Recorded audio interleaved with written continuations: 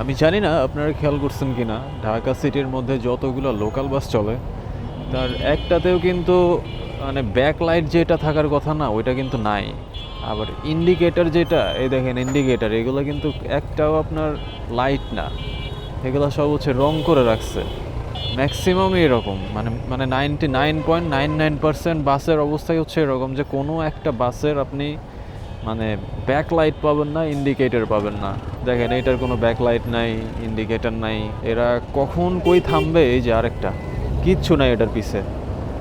But এই জিনিসগুলো কিভাবে বিআরটিএ থেকে পারমিট পায় আমি জানি না, এটার উত্তর কে দিবে। দেখি আজকে কতগুলা বাস চোখের সামনে পড়ে আর কতগুলা বাসের পিছনে ব্যাকলাইট নাই বা ইন্ডিকেটর নাই, এগুলো আজকে দেখবো। চলেন, যতগুলো সামনে পাই আর কি সবগুলাই দেখবো। এত অনিয়মের পরেও এই বাসগুলো রাস্তায় এমনভাবে চলতেছে যে এরাই রাজত্ব করতেছে, বাট পুলিশ কিচ্ছুই বলতেছে না।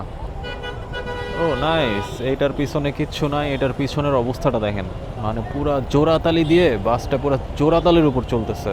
এইটার অবস্থা দেখেন, কিচ্ছু নাই। এটার অবস্থা দেখেন, এটাতেও কিচ্ছু নাই পিছে। এই দেখেন, কিচ্ছু নাই। ব্রেক ধরলে কেমনে বুঝবে যে ব্রেক ধরতেছে, অথবা মানে ডাইনে বামে যদি যায়, ইন্ডিকেটর তো দেওয়ার কোনো অপশনই নাই। তারপরেও এই বাসগুলো কিভাবে রাস্তায় চলাচল করে, এই জিনিসটা আসলে কার কাছে প্রশ্ন করব, উত্তর কে দিবে?